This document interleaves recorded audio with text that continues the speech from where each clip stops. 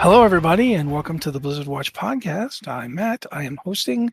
We have our recurring duo of almost always here, Joe Perez and Liz Harper, the EIC of the site.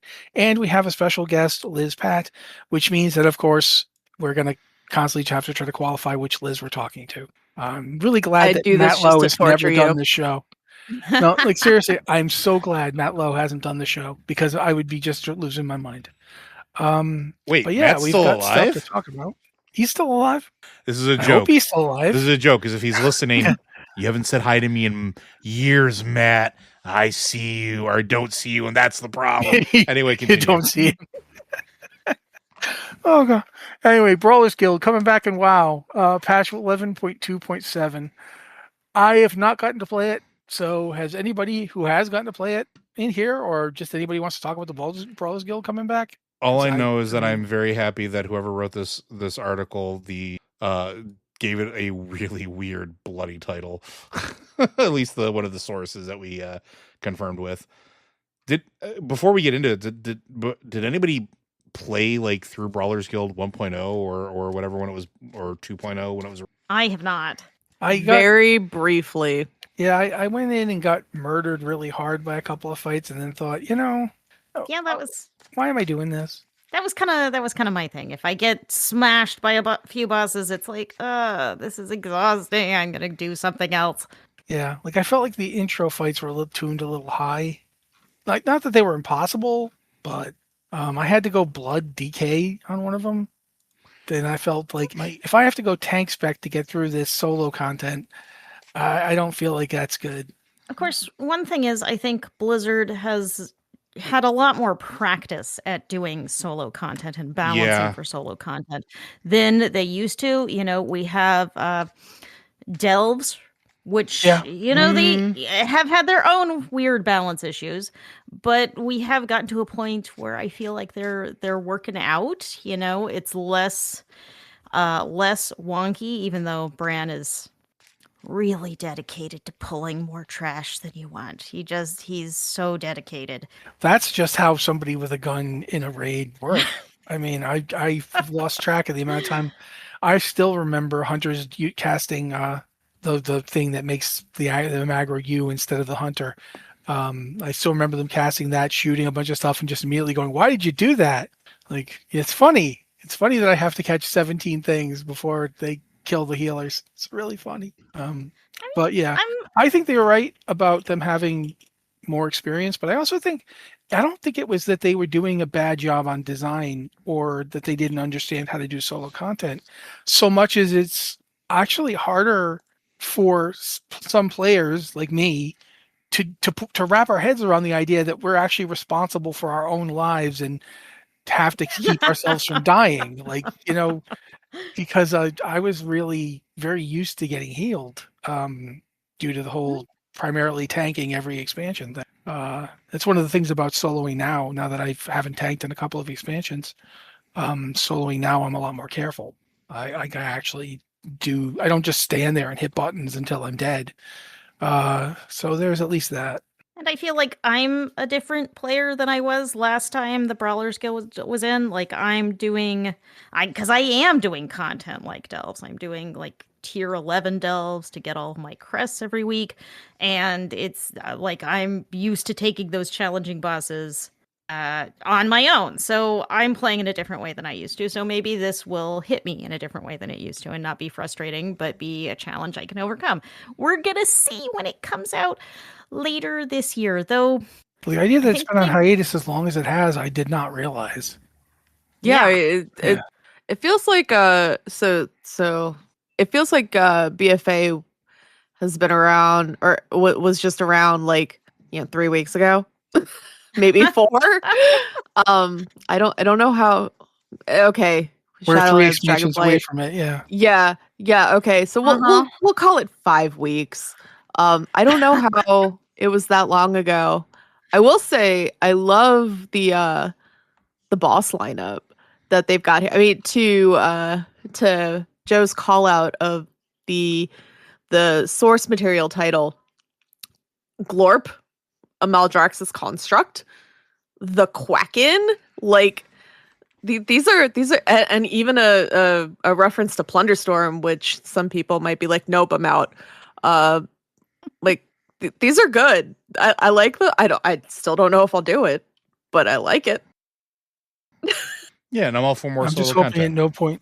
Yeah, I'm hoping at no point does Jared Leto play any of these characters. Fingers crossed. Yes, he ruined Tron for me. I think the biggest problem with the Brawlers Guild coming in patch 11.2.7 is that it's coming at the same time as Housing Early Access.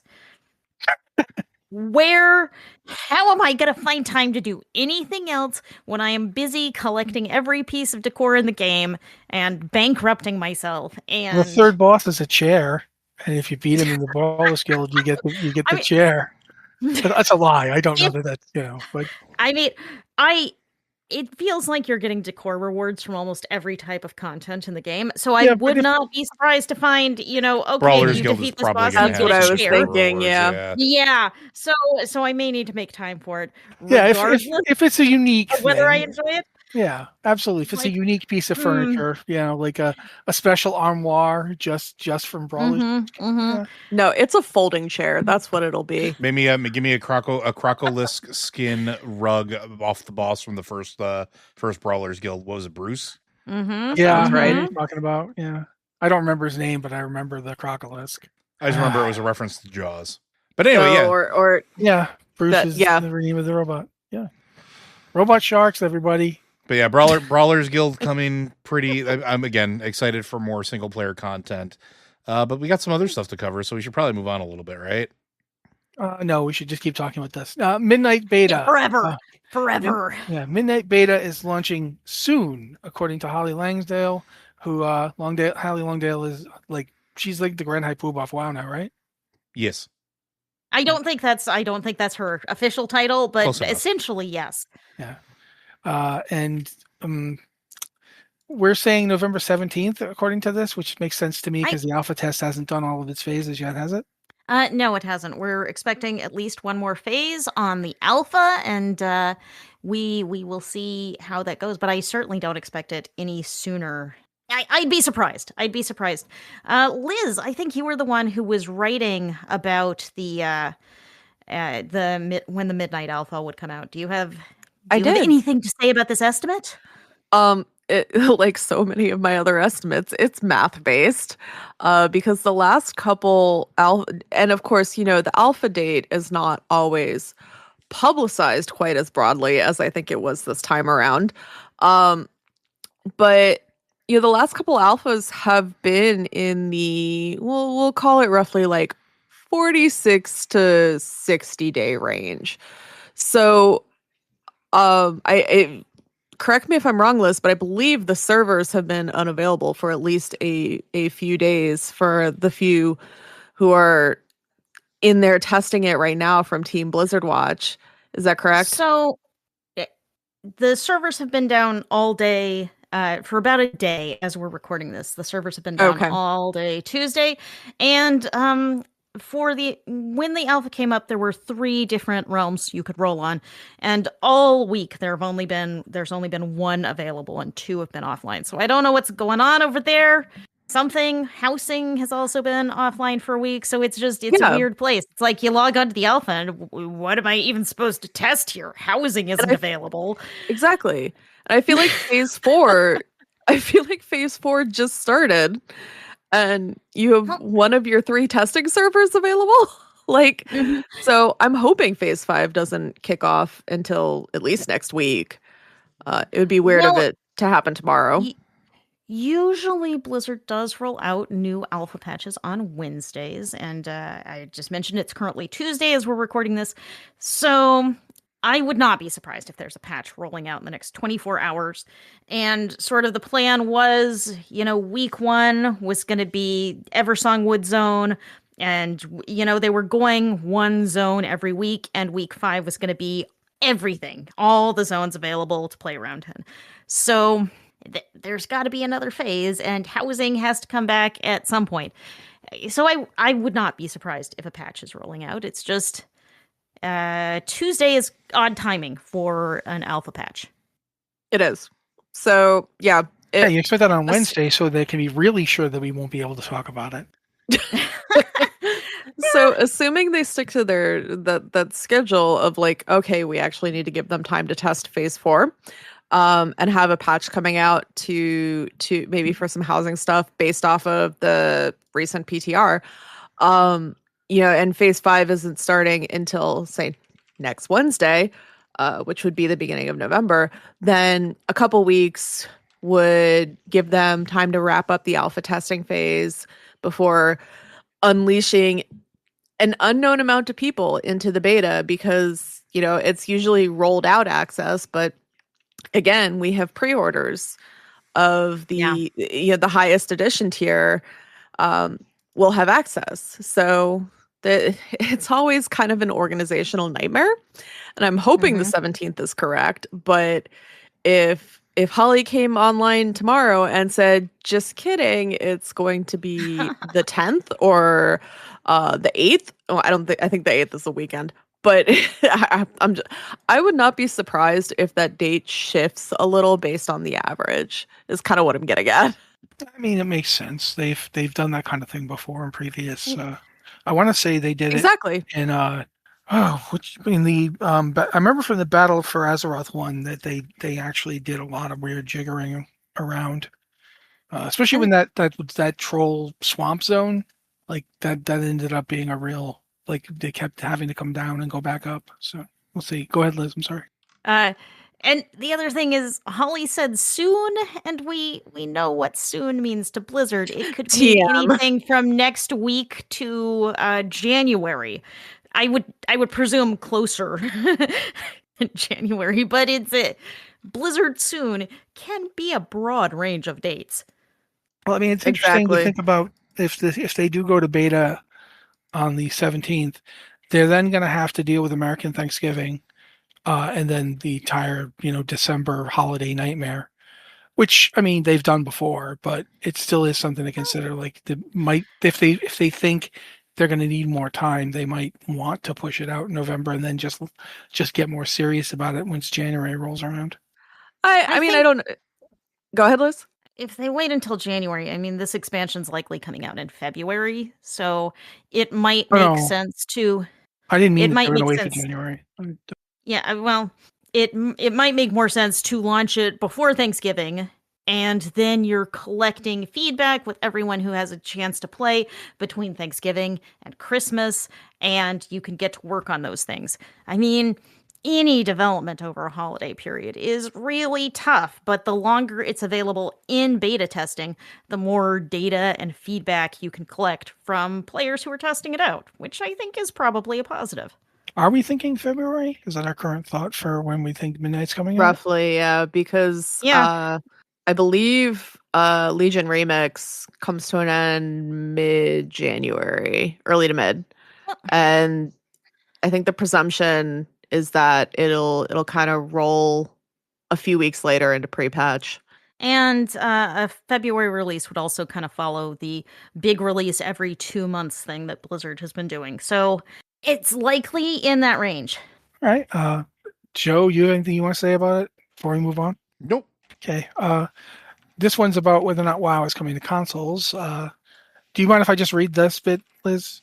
Yeah, you can go for it. There's a lot of buzz that Blizzard's paring down classes in Midnight is part of a plan to bring it to consoles, and new reports indicate that the future Xbox will be a full-scale Windows box with a console overlay, making it easier to bring any Windows game to the platform. The second part, I know that's what it's going to be because, it's been all over the place. I do have to remind people of this exact same thing was being said back in Warlords of Draenor when they pared down class abilities. Yep, sure was. And also squished things. And everyone was like, oh yeah, they're going to bring it to consoles. And then they didn't bring it to consoles. So of course, the other thing is, go on, Joe. I was going to say, I also don't necessarily know that it's going to be consoles in the traditional sense. Microsoft seems to be all in on this handheld support recently, with the partnering with Asus for the ROG Ally X, which just released at a ridiculous price point, but still released, and can play a ton of games that all require a controller, but it runs a version of Windows 11 on it. And there's a stripped down version of Windows 11 that's being made very specific for handhelds. And so a lot of the thought is that maybe not necessarily that's the reason things are getting pared down. RIP Resto Shaman. It's that there is a lot of bloat in a lot of the classes, and there is definitely a need for paring things down, but that the two are not mutually exclusive. Wanting to get like your game library into the handheld market is a big thing right now. And the UI that they just released or on the Asus ROG X Ally is going to be available for other handhelds as well. They're going to make it available so that if you have a Steam Deck or an MSI Claw or any of the other ones that are out there, if it's a Windows-based device or a Linux-based device, you can load it on here, right? And then they're eventually going to probably be working on something that works with Android, because the Android handheld market is massive at this. Like, they're just, in my opinion, if WoW winds up on one of those, it's not because they pared down things. It's just because they're trying to make all of the games library available on those handhelds, right? And I mean, they've come a long way on that already. It's that pared down version. Because I do have, after much back and forth with some of our colleagues, in fact, I do have one of those handhelds, and I have only tried running WoW on it once after hooking up a keyboard and mouse, not trying to rely on a translation layer to get those things converted to the buttons baked in, the controller buttons, I should say. And I mean, for someone who started like you guys in original vanilla, playing on, the hardware that was out in original vanilla, there have been much worse WoW experiences. I didn't do that much in it, but the hardware is very, and guess what, guys? These all have SSDs, so yeah, I mean, they're all M2 drives. The thing about SSDs is they do have their problems, but I was just thinking about that. And when you said that, when I was trying to tank Tempest Keep the Eye, and I had to basically point my camera at the floor and not look at any of the effects going on around me, because there was a lot happening in that raid. There's like floating, swinging axes and other like various legendary weapons that were coming out, and Kael'thas kept casting massive blow up spells. And I was playing it on the like chartreuse Mac, the huge orangey type thing. It was fruit yeah, Mac. yeah. So yeah, the video card was literally trying to set the computer on fire. So yeah, I where you start warming your house with the fan output. Yes, like I literally opened the window in December at the time Seattle December isn't like Arctic, but it's not warm either, man. It's like 30 degrees out, 30 Fahrenheit for our Canadian friends like myself. So yeah, I can see what you're saying about. I think Joe's right that they might just be trying to get it on handhelds, and not the pairing is nothing to do with it. Because, I mean, to a certain degree, when Diablo Immortal came out, I really had my doubts about that game being playable on a portable device, and it was. It worked fine. It's incredible. It plays so smoothly. Yeah, so I will point out that was also, developed in partnership with a veteran mobile app developer. Yeah. But not to put on my tinfoil hat, but to kind of put on my tinfoil hat, they also did just rework the spell density settings. Like one minor patch ago. Mm-hmm. That would contribute to performance on a smaller, slimmer device. Yeah, I mean, plus I do think to a certain degree, it would be cool to be able to play WoW on a little handheld console or tablet or what have you, just because, if I ever have to go out in public transit again, I want something really effective to block the world away from me.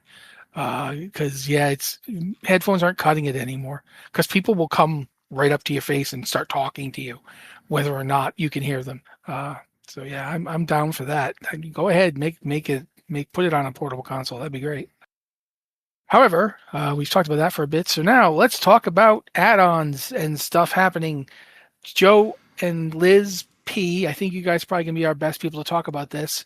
Elv developer, the development for Elv UI, if you don't know Elv UI, it's a UI mod for World of Warcraft. I've used it in the past. Apparently they're done developing and they're not going to do anything for it unless they make changes to the API. Can you explain this, either or both of you? Because I know I can't. Joe, were you following that conversation previously? Because I do remember some of the bits of it. Well, it feels like, Blizzard has locked down a lot of the API. And what the LVUI developers have said is that basically to recreate the unit frames, they would be clunkier, they would perform worse, and they would have fewer features than they do now, just because of the way the API is structured now. So go ahead, Liz, keep going. Like there's more. That's just the thing. Blizzard has locked down so much, it makes it very difficult for developers to port add-ons to Midnight. And in some cases, we saw this same thing with weak auras. Technically, you could port weak auras to Midnight and have a weak auras, but it would have so much less functionality and it would be so much work to port it. And I am in the alpha. I have been playing around a lot with the cooldown manager, and it is not a full weak auras replacement. It is closer than it was, but there are things it does not do. There are a lot of things you can't do with it that you could do with weak auras. And I'm not talking about, weak auras could play the game for you. Weak auras could give you all sorts of things that Blizzard doesn't want you to have as easily accessible. Just kind of basic things like setting up, if you want to set up a timer for a cooldown or a timer for a buff, you can only do that for abilities that Blizzard has decided to allow you access to. You can't do that.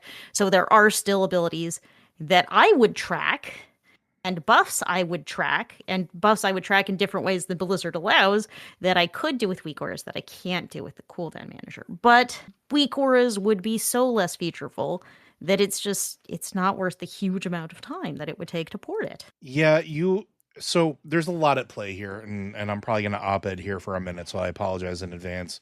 Hopefully y'all don't get tired of hearing me rant about this a little bit.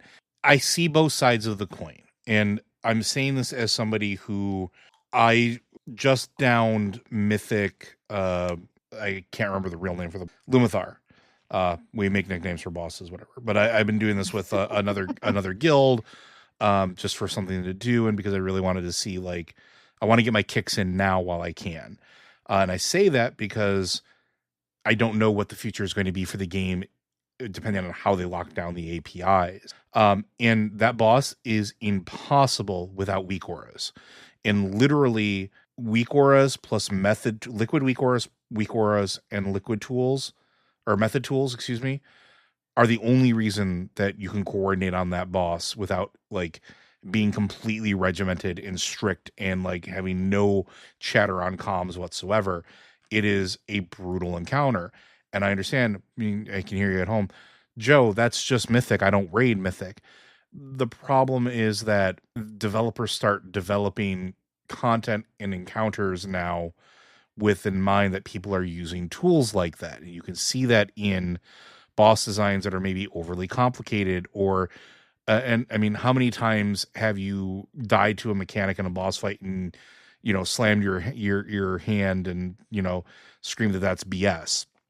It's not. It's just that at a high level, people are using add-ons to deal with that stuff, and they know that. And so they're developing around. Paring some of that stuff back, I agree with. The things I don't agree with is things like the basic UI. Now, while WoW's UI has made a ton of improvements over the years, I'm going to say this, and I say this with all the love, and I understand how difficult the development is. Base UI still sucks, right? For people that have visual issues that need to have certain information presented in certain ways, you cannot adjust it to accommodate it. Maybe you are a class that only cares about your health bar, not a resource bar, and you need to have it presented in a different way. It has gotten better, but it pales in comparison to what LVUI lets you do, or shadow for unit frames, or some of the other ones that are out there, right? Like even changing the font. Sorry, go ahead, Liz. Yes. I just want to cut in for a minute as, my eyes are not as good as they were 20 years ago. Making the font bigger throughout the game is something that is very important to me. And it is something that the base UE handles very badly. Yeah. Still, it's 2025. Yeah. And I need add-ons to change the font and change the size of the font in quest text. Yeah, especially in quest text, it's really bad. Yeah. And on that same line, and I'm going to go with this because you're going exactly where I was going to go too, is you have the disabilities portion of gamers, and there are a lot of WoW gamers that have everyday disabilities that range a very wide gamut from color blindness to, manual dexterity to visual issues to cognitive issues, but they still love playing the game.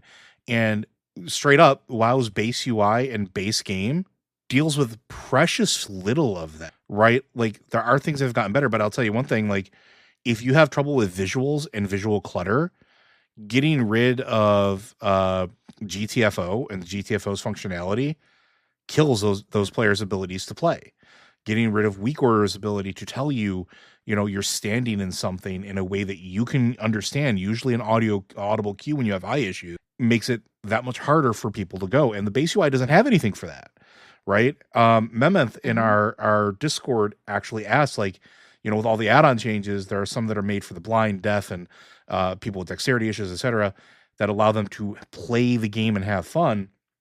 If the changes make those mods untenable, unable to be updated or work at all, could it be an unintentional ADA violation? And the answer is maybe, right? They may not be fully incentivized to pay as much attention to that, because if they hit the minimum requirements, they can just move on with their life. But like, it's not fair to the players that have spent 20 plus years in this game that are starting to have eye issues, that are starting to have arthritis or hand issues or dexterity issues, and are using add-ons as a way to continue to play the game we love and enjoy, right? Like there are so little minor things that you don't think of until they're gone. Like, and again, I'm going to rant a little bit about this. I've been using grid as a unit frame since the dawn of time, since it's been available. I only use it as a unit frame. The WoW in-game raid unit frame, still garbage, right? It's better, but it's awful. I can't adjust it the way I need to. I can't highlight things that I want to. Like, it doesn't give me what I want. I don't use it for like click through. I don't use it for auto spell casting. I literally use it so I can see who's in the damn raid. And if that's broken and I have to use the basic unit frames, probably not going to be healing anymore, right? Like it will fundamentally change how players engage with the game. And I'm hoping that they start clawing back some of this and lightening some of those restrictions. Again, you want to block weak auras from giving raid assignments through like method raid tools and notes. I'm on board with that. You want to break damage meters in the middle of combat. I'm on board with that. But let me customize the visual of my add-on, like of my units and how the game looks and my interface looks. Please, like that's how I interface with your game.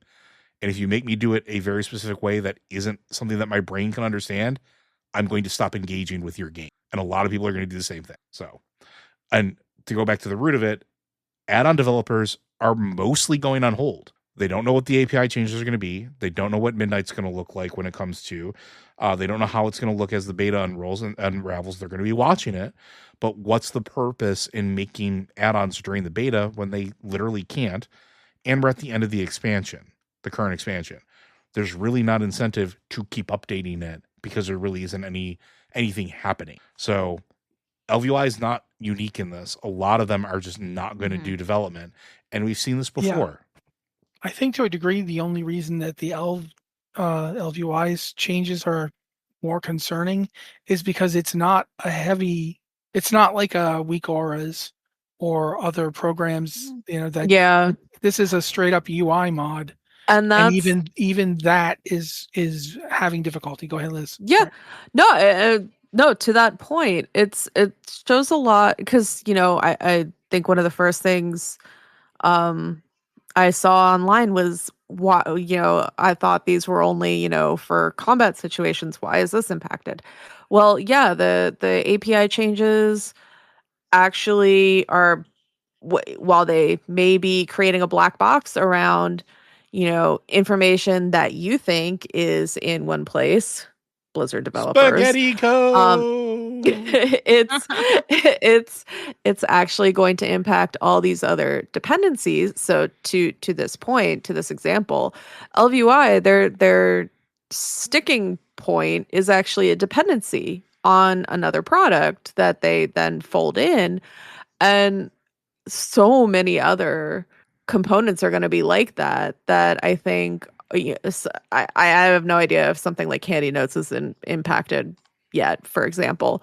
But let's say there's something that Handy Notes depends on in a similar API, say like being able to draw on your map that then has the box put around it. That's it. So how many people sometimes use WoW those dependencies are really invisible. Yeah, like how many people use WoW Instant Messenger to contain their private messages exactly. and tells? That's broken. Like you cannot use it in Midnight currently because it ties in with like a weird portion of what happens with that they put the black box around. And yeah, we don't know how long it's going to take them to unbind it or if they're even going to. Right? But I think it's going to be if any of you are developing Midnight and you're listening to this podcast, one, thank you. But two, please consider this in any meetings you are bringing up, if you haven't already, of how many people rely on add-ons that do nothing but mess with the UI specifically to accommodate their ability to play the game. Not in a way of cheating or doing things automatically, but literally just to know what's going on. Because you're going to potentially alienate a large portion of your player base, because I think more players than you realize rely on that to interact with your ancient UI. To be a little snarky, but speaking of alienation, I do want to cut in before we move on, which is that a ton of stuff is locked down. It's a big problem for add-ons, as you have covered in depth. But Blizzard has commented that they do want to allow add-ons, like to allow people with visual issues, to allow the blind to continue playing the game. They do want those to be able to work. Currently, no, but it's on their radar and they want to fix it. Will they fix it enough? I don't know. Yeah, Will it's hard to say. issues with we don't know yet, but I can tell you, at least for tools that are helping the disabled, they want those to be able to work. And I'm glad to hear that. I just want to see it. Yeah, exactly. We want to see things. As we're talking about a February release. Yeah. I mean, that's not that far away. That's 3 months. Yeah. Though I will say, maybe 15 minutes ago, I said, I don't think Blizzard is going to roll out a new alpha build on a Tuesday. They just did. Aha! Is it a new build or is it patch notes? Talk about it a little bit. Haha, this is a victory for us. It's patch notes with a new build. My client did update when I launched it, but the servers are still offline. So, but yes, there is a new alpha build for everyone to test throughout the week, and maybe we'll have more to talk about it next week. Anything else on UI or add-ons in general, or we feel good to move? Yeah, let's move on. I'm going to assume we do. Diablo 4. I'm just looking at Liz Patt. Liz, please talk about Season 11, the patch 2.5.0 PTR. Hence my snark. Speaking of alienation, yes. Yeah. So, okay. The good news is, good. I'm using air quotes, friends.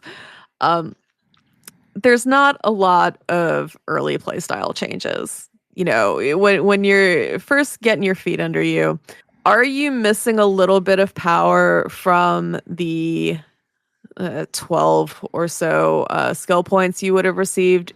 Yes, but they've evened out the curve. So instead of having a big power spike at level 1 and then hitting level 50 feeling like you're really slogging, that's more of an even graph now. That said, I have some feelings about some of these changes, and I'm saying feelings very specifically because it's based on my experience of them in the PTR. I I kind of hinted at this in my write-up. I don't understand why we've gone back to a relative rating for armor and resistances, especially after that's where the game started. That's where they were at launch. And they tuned it to the, the 1,000 and the percentages and had torment impacting them. And that gave you a target. That target is moving now. It's variable, and you have to dig to find that information. And I don't like that from just a understanding standpoint, because you're not checking your resistances menu in front, or menu items before every fight. Yes, they've added toughness to give you kind of a relative view. Great. That means next to nothing after a week of PTR. I'm not going to know that until I actually have fully experienced it through, playing a season. And that really got me into the question of, folks have asked, it's been over 2 years now, and we're still seeing major system revisions. Given it's a live service game, I understand that, Blizzard. You've made that clear. But we're reworking core foundational things like defenses. Some things felt great, like the healing potion changes.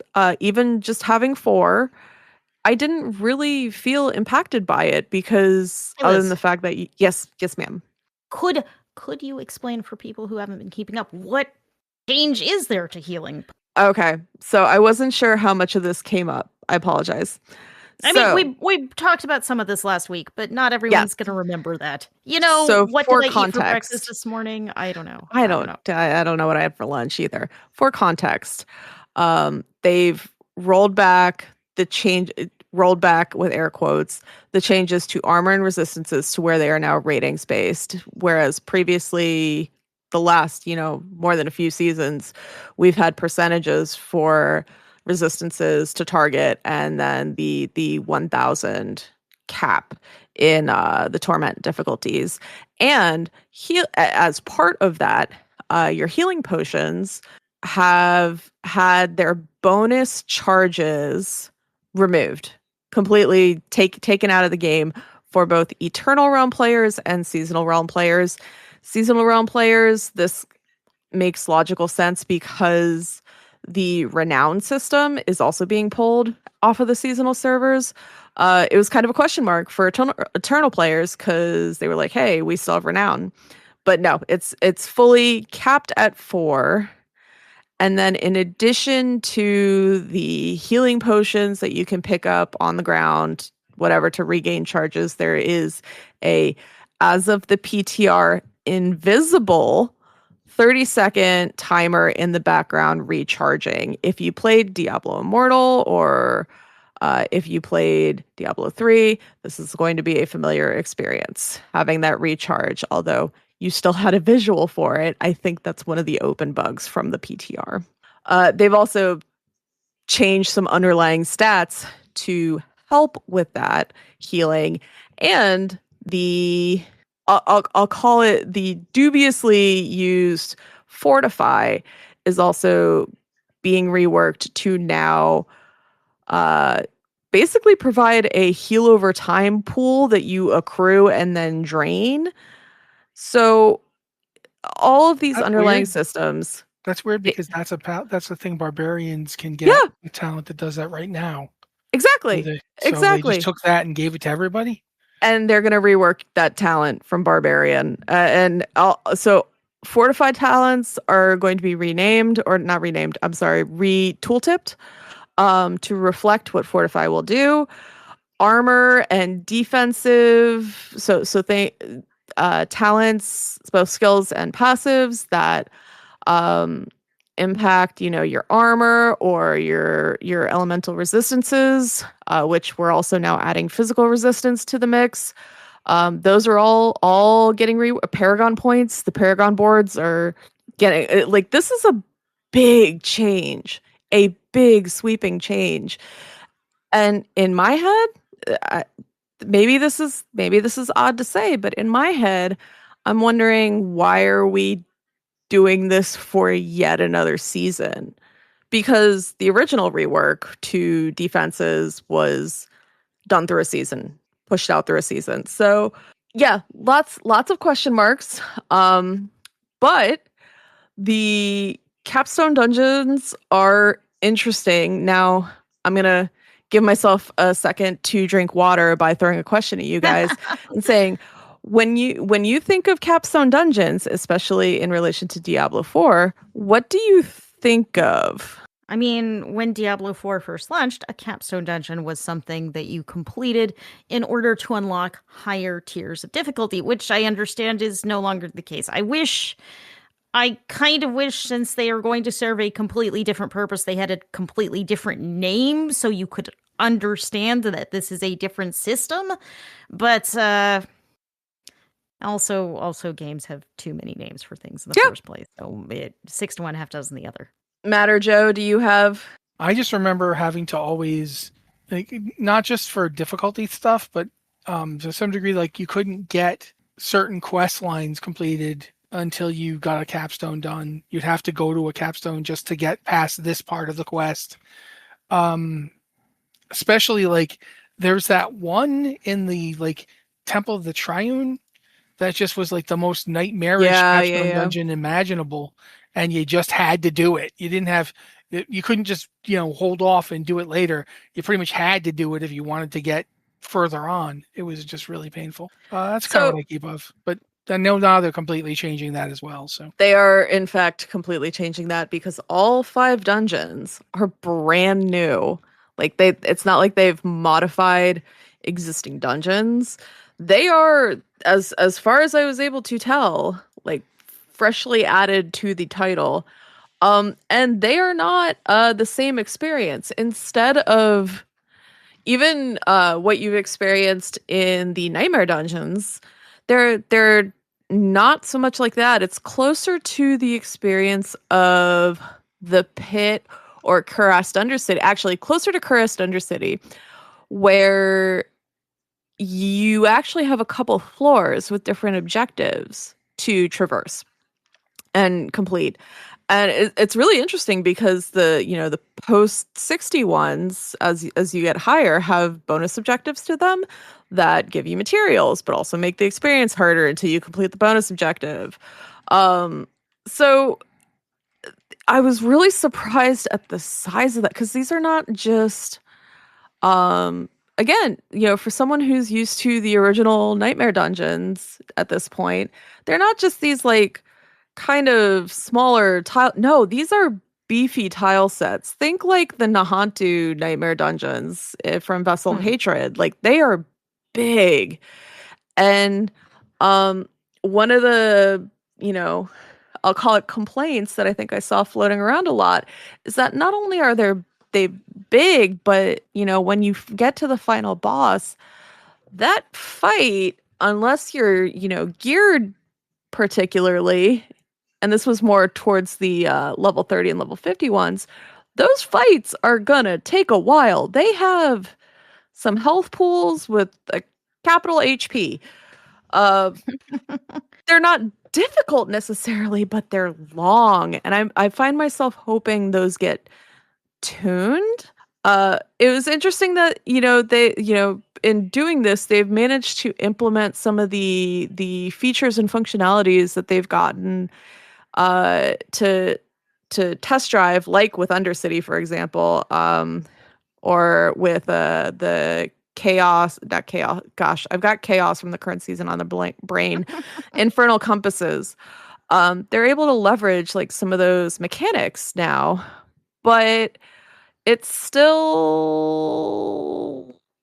it feels like a lot to, especially given that completing these capstones does not unlock necessarily all of the skill points or all of the paragons where they live now in these season rank bonus objectives. You literally just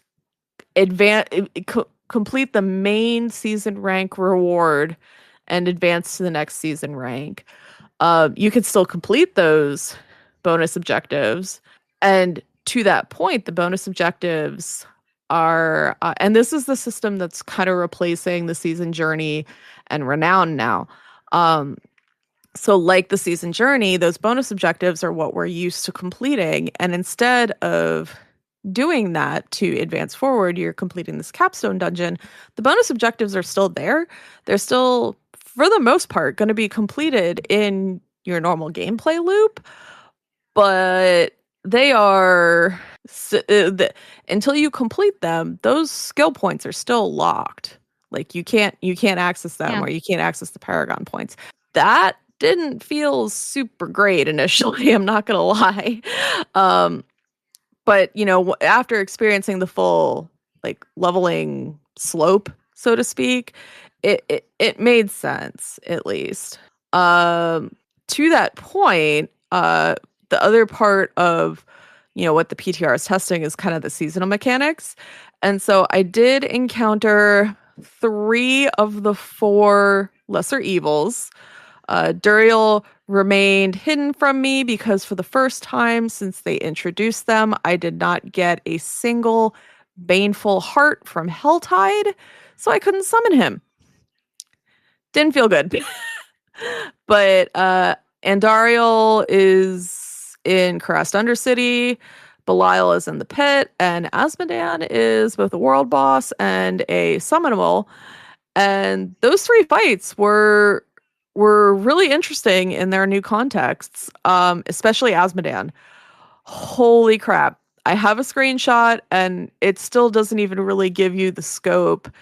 But, for those of you that actually played it, the beta, the PTRs, or the open beta that they had for Diablo 4, it's that feeling you had when you first encountered Ashava, the world boss, Ashava the Pestilent, and it zoomed out, and you were this tiny little bug of a player sprite next to Ashava. Now picture that with Asmodan. It is a feeling. Yeah. So I have a question about the new season journey, which is now season perks. Season rank. Season rank. Oh gosh, I'm never gonna get used to this. So season rank, Blizzard said it was going to be challenging. Is this something that is more challenging than the season journey, which Blizzard has also recently buffed to make more difficult over the past couple of seasons? So overall, just if you want to complete the basic, and in this sense, it's going to never have been easier to complete the 7 chapters of the season rank as your journey, because realistically, it's 7. It's not even 7 dungeons. It's 5 dungeons and 2 pit tiers. That's the unlock for chapters 6 and 7, by the way, or pit tiers 60 and 75. So in that sense, you have 7 things to complete, and not 50 to 60. I don't actually remember what the number is. It's probably closer to 40 to 50. But to get those skill points, for example, and to get those paragon points, you're going to have to do more. And like I said, a lot of those bonus objectives are in your gameplay loop, so it's, especially starting out, it's pretty normal. Like you actually log in, this might have been just for the PTR, but you log in, and the first thing you do, which I think is to get you kind of oriented with the season rank system, is claim a skill point from your season rank. And so like you've already completed 1 bonus objective by claiming that skill point. And then you have a skill point to start out with. Unlike in Diablo 3, where you just had your little auto attack and you killed the skeletons outside of New Tristram, and that was your skill up. In that sense, lots easier. But you're gonna have to engage with the system, and I think that's what's going to irritate everyone, because this season rank is going to reset every season, which means you will be re-earning those points every season. And that's going to get old fast. Yeah, that's what sounds kind of tiresome about it, it's more systems that sound more complicated and more systems that are there to drive engagement rather than systems there to have fun playing with the new system. Yeah, exactly. They drive engagement, absolutely. But they don't do it by being engaging. They don't interest you. You just have to do it again. And there are still some questions that have to be answered by Blizz, I think, because we'll have another Sanctuary sit down and receive an update to the PTR patch notes, because there's some items that desperately need to be addressed, like the fact that a certain percentage of the time when you leverage the season endgame system sanctification against a piece of armor, like a mythic unique, it could wipe out the mythic, an important mythic unique affix, and replace it with something like 1 rank to Bone Spear. So that has to be addressed still. Okay, before we move on to talking about other stuff, Liz, do you mind giving us the site news? Yeah. I want to say a big thank you to all of our supporters and all of our listeners, but particularly our supporters on Patreon, because you guys are what keeps the site running. I want to give a big shout out to Gabriel, who upgraded their pledge to $3 this past week, and Alex, who upgraded their pledge to $5. Thank you both so much. If you are out there listening and you are able to support us, subscribing at $3 a month on Patreon gets you early access to all of our podcasts, ads free. And on the Blizzard Watch podcast, you get the bonus Blizzard Watch podcast pre-show, in which we talk about things. Every week it's things. You never know. It's an exciting new surprise. And at $5 a month, you also get ads-free access to the site. So you can read all of our content without ads. And hopefully that's why you're here, listening and or reading. So if you can support us, please do. If you can't, I totally get it. You are supporting us quite a bit by just listening to this podcast or reading the site. Just show up. And read and listen. That helps us a lot. If you can't, share our content with someone you think might like it. Share it on social media. You can follow us on social media. We are Blizzard Watch on Instagram, Twitter, Facebook, and Mastodon at gamepad.club. We are blizzardwatch.com on Blue Sky and Blizzard Watch Podcasts on YouTube. Plus, we have started posting on TikTok at blizzard.watch. You got to remember that dot. So follow us for the latest news on your favorite Blizzard games and maybe some of your not favorite Blizzard games. I can't help you there. And podcasts, podcast clips, and anything you share there, good for the site. Comment, share, like, subscribe. It really helps us out. If you have questions for this or any of our other podcasts, and we could really use questions, particularly for Lore Watch, if you've got any burning questions about the lore of Warcraft, the lore of Diablo, any of those games, send them in to podcast@blizzardwatch.com. And if you can, specify the show in the subject line and any special pronunciation of your name. You can also contact us on Discord. And if you're a Patreon subscriber, you can do so through the Patreon Q and Podcast Questions channel as our way of saying thank you for supporting us. So to everyone listening, to every supporter on Patreon, thank you so much. Thank you, Liz. I'm going to try to do at least a couple other games before we end the show. For one thing, I know that Joe wanted to talk at least a little bit about Guild Wars. So the latest Guild Wars expansion, I know it's Guild Wars 2, right? Yeah, Guild Wars 2. Guild Wars 2 expansion, it released today as we're recording this, October 28th. So it's live. If you're listening to us live, it's live. And if you're listening to us a day or two from now, it's still live. Hopefully they don't go up one day. That's all you get. Just real fast, can somebody tell us like exactly what's in this expansion, at least enough for people to know what it is? I don't want to spend too much time on it because I literally have not had a chance to play it because literally it released today, and I kind of was hoping to do a deeper dive into it next week, and hopefully that's fine. You can always bring it up again. Yeah. Well, but I mean, we can just say, "Hey, it's here," so grab it and play it. Yeah. So I mean, the short version is it's 2 new explorable maps, a ton of PvE activities, including a new raid encounter, which is available right now as of the launch. As well as updates to the skimmer mount, return for elite specs for professions. So your chosen class gets even deeper, cooler stuff. It is more player housing with a really cool island that you get to do, basically make your little pirate cove if you want, or however you want it. It's a very large and very expansive update for their content. And so it's going to be a fun time. I'm looking forward to digging into it, and I'm looking forward to geeking out about it with Christian when we both get a chance to sit down and. Okay. One of the reasons I wanted to do that one first was because it's good news of a game getting an expansion and new stuff, whereas New Worlds Aeternum, the MMO, is not getting that.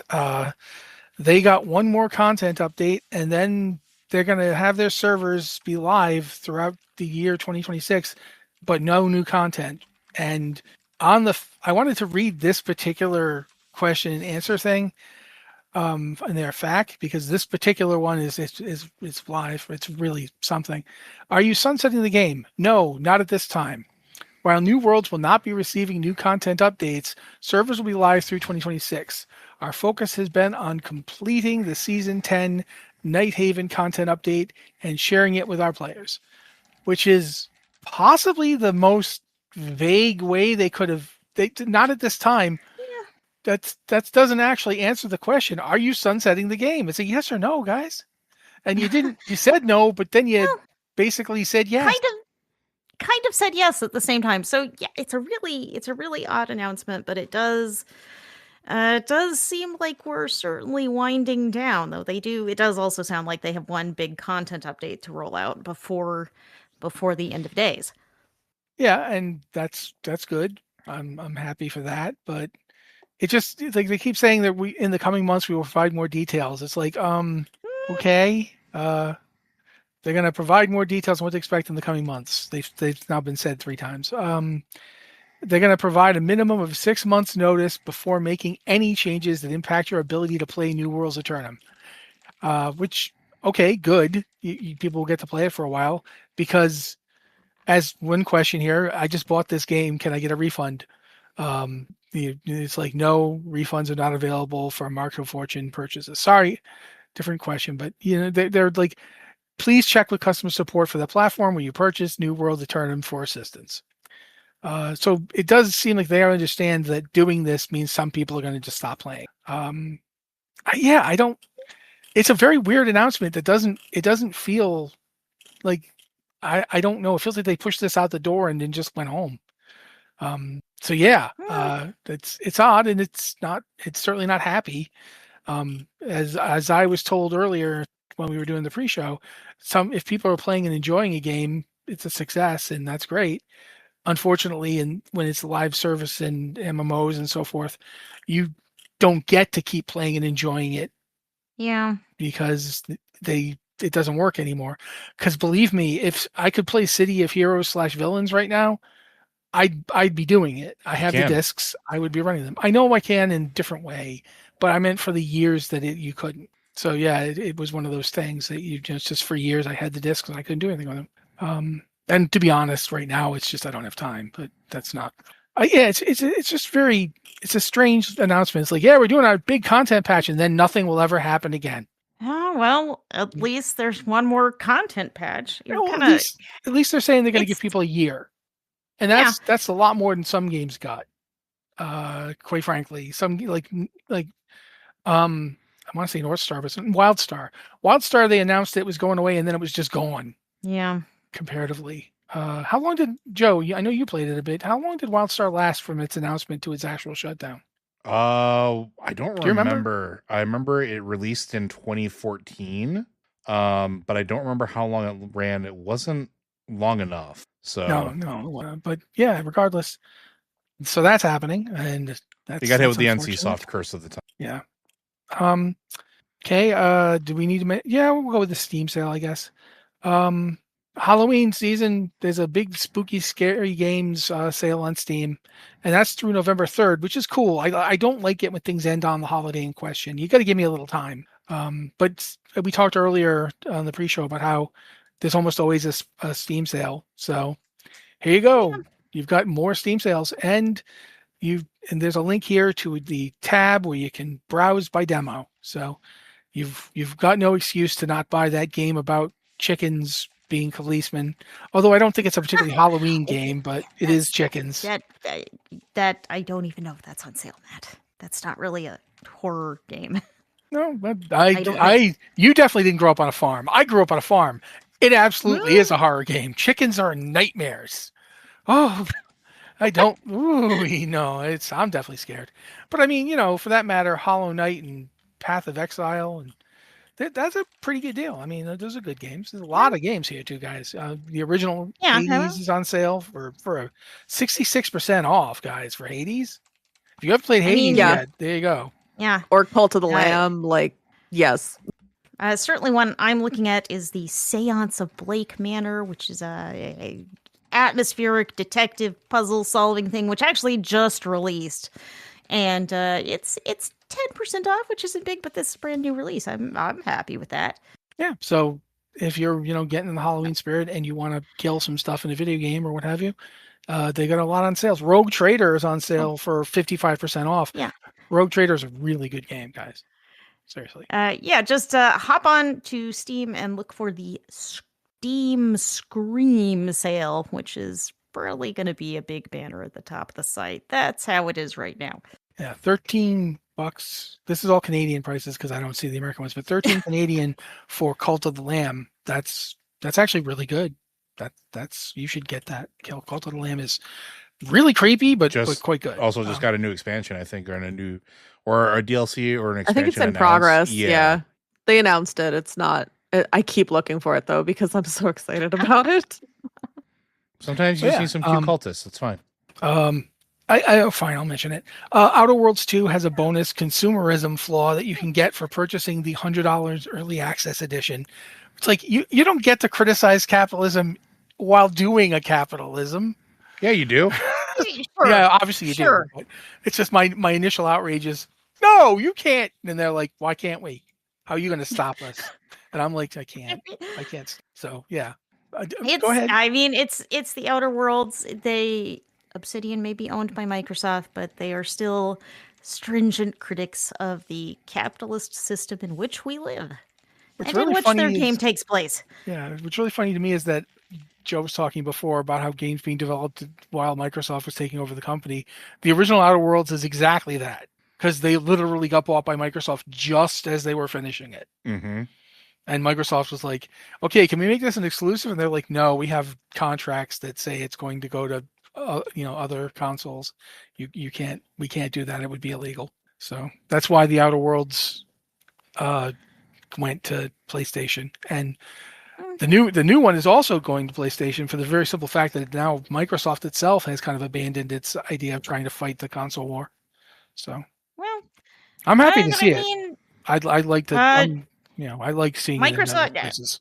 Microsoft owns the Windows market, and that's a lot of the market right there. So I am happy it's coming out for PlayStation. I pre-ordered it on PlayStation, so I am most content. Yeah, I'm not gonna actually buy it because I get it free. I mean, I spend I spend $30 a month on Game Pass. So yeah, I'm definitely gonna get my money's worth. I have decided with this game, I've canceled my Game Pass subscription. I think I'm done with the game subscriptions. I don't play enough games to be worth spending an increasing amount of money on a subscription in which I don't own something at the end of the day. So I have canceled Game Pass. That money is going into buying games that I am going to love and play forever. And I'm feeling okay about that. Last one here is, I can't pronounce. Is this Sugoi? I don't know how you pronounce it because I've only seen it written. Yeah, I'm but gonna go with these are Sugoi then. Awesome Sugoi, console showcase, which was today. Today. yeah. Sugoi, they better recognize these people because their first gaming showcase was the Game Awards for games that can't afford the Game Awards, except in acronym format, which that's even harder to pronounce. That's but this is what they're doing now is Sugoi, and they've had several showcases. All of them are great indie showcases. This one didn't have a lot of like new big world premiere kind of announcements, but it's a lot of indies that are coming to console soon. A lot of them are ports from PC, so it's worth watching. This is like the showcase I look forward to most. It's the showcase that is most likely to have strictly Liz coded games, like Chicken Police, any game where I can play a chicken detective or a frog detective or a duck detective, any of those things. That's a very Liz game. It's just going to be a Liz game. And then it also has games like Dark Web Streamer, because that's a thing. We live in a weird timeline. We do. And here we are. Okay, that covers pretty much all the other game news that we have. So yeah, I guess at this point, guys, we are going to be saying goodbye.